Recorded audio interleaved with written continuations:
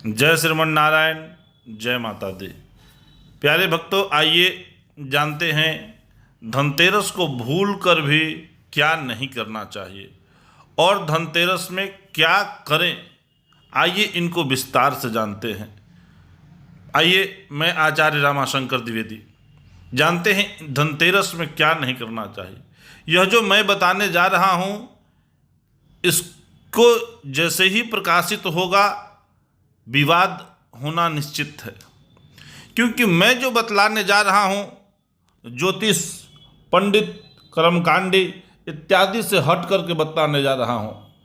आज तक न जाने क्यों ज्योतिषी, पंडित, ज्ञानी, विद्वान लोग यह कहते आ रहे हैं कि धनतेरस के दिन धन खरीदना चाहिए, धनतेरस के दिन धन खरीदना चाहिए। ऐसा न जाने क्यों कहते आ रहे हैं, जबकि हमने वेद, पुराण, मीमांसा, धर्म, न्यास, उपनिषद सब में पढ़ा, कहीं यह नहीं लिखा है कि सिर्फ धनतेरस को ही धन खरीदने से धन की वृद्धि होती है।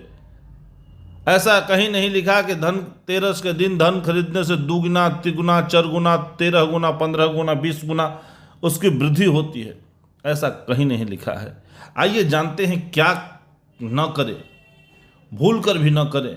अमूमन क्यों मनाते हैं हम धनतेरस व्रत को, इसके संबंध में भी जानते हैं। यह महालक्ष्मी व्रत के संदर्भ में उससे रिलेटेड, उससे मिलता जुलता यह व्रत है। भगवान धन्वंतरी आज ही सायंकाल प्रकट हुए हैं। समुद्र मंथन देवता और राक्षस मिलकर के जब किए तो देवताओं और दैत्यों के उस समुद्र मंथन में भगवान धन्वंतरी समुद्र से उत्पन्न हुए, प्रकट हुए। तो सब लोगों ने उनका, देवता से लेकर असुर तक, सब उनका पूजन किए। इसीलिए धनतेरस को भगवान धन्वंतरी अवतरित हुए, इसके लिए इसका नाम है धन त्रयोदश। ऐसा नहीं कि त्रयोदशी के दिन लक्ष्मी जी आई हैं। उनका प्रादुर्भाव इनके बाद अमावस्या को हुआ है, और जब भगवती लक्ष्मी का प्रादुर्भाव अमावस्या तिथि को हुआ है, हम उनका पूजन करते हैं। अमावस्या तिथि, कार्तिक कृष्ण पक्ष की अमावस्या के दिन हम लोग दिवाली पूजा इत्यादि करते हैं। उसमें उनका विधिवत हम लोग सांगोपांग विधि से पूजन करते हैं। तो क्या करें क्या न करें, इस पर विशेष ध्यान देना चाहिए। भक्तों, मैं जानता हूँ कि जैसे ही वीडियो डाला जाएगा विवाद होगा, लेकिन हम प्रमाण के साथ यह कह रहे हैं। बाकी पंडित, बाकी ज्योतिषी, बाकी विद्वानों के तरह मैं नहीं बता रहा हूँ।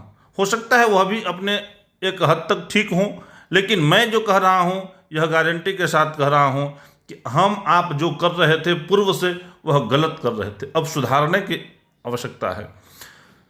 कभी भी आप बाजार जब जाएं धन त्रयोदशी के दिन, तो उस दिन आप झाड़ू, बढ़नी, नमक, मिर्च, मसाला इत्यादि जो यूट्यूब पे अभी छाया हुआ है वह न खरीदें। थरिया, लोटा, बर्तन पीतल का, चांदी का, सोना का न खरीदें। हाँ, कभी भी खरीद सकते हैं, त्रयोदशी को भी खरीद सकते हैं, लेकिन व्रत समझ करके ऐसा नहीं करना चाहिए। यह मना ही है। इस दिन आप क्या कर रहे हैं इस पे भी विचार करना चाहिए। आइए उसके संदर्भ में भी हम बात करते हैं, लेकिन पहले यह जान लेते हैं हमने क्या आज से पहले नहीं खरीदा है उन सामग्रियों को। क्या हुआ, क्या करें, यह जानते हैं। धनतेरस को सिर्फ भगवान धन्वंतरी की पूजा करें, महालक्ष्मी की पूजा करें और कुबेर जी का पूजन करें।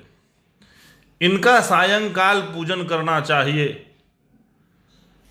त्रयोदशी तिथि जब सायंकाल प्राप्त हो रही हो, तो उस समय सायंकाल में ही इन तीनों का पूजन करना चाहिए। ऐसा करने से, धन्वंतरी जी का पूजन करने से क्या प्राप्ति होती है? धन्वंतरी जी के पूजन करने से विद्या, यश, विवेक, सद्बुद्धि और स्वास्थ्य की वृद्धि होती है। सबसे बड़ा धन मिला कि नहीं? सबसे बड़ा धन तो शरीर ही है, और जब शरीर सुखमय रहेगा, कंचन काया होगा, तब सब प्रकार का धन प्राप्त हो जाएगा। और जब विद्या विवेक सद्बुद्धि प्राप्त होगी तो हम उसको उचित मार्ग पर खर्च कर सकते हैं। इसलिए धन्वंतरि पूजन आवश्यक है, धन्वंतरि पूजन करें। कुबेर पूजन की बात मैं क्यों कह रहा हूँ? कुबेर पूजन से आपके अंदर जो धन की प्राप्ति हुई है, आपके पास जो धन प्राप्त हुआ है, उसको कुबेर सुरक्षित रखेंगे और महालक्ष्मी की कृपा चाहिए ही, क्योंकि बिना लक्ष्मी की कृपा का धन तो प्राप्त होता नहीं है। इसलिए आप महालक्ष्मी पूजन भी साथ में करें। ऐसा करने से धन्वंतरि कुबेर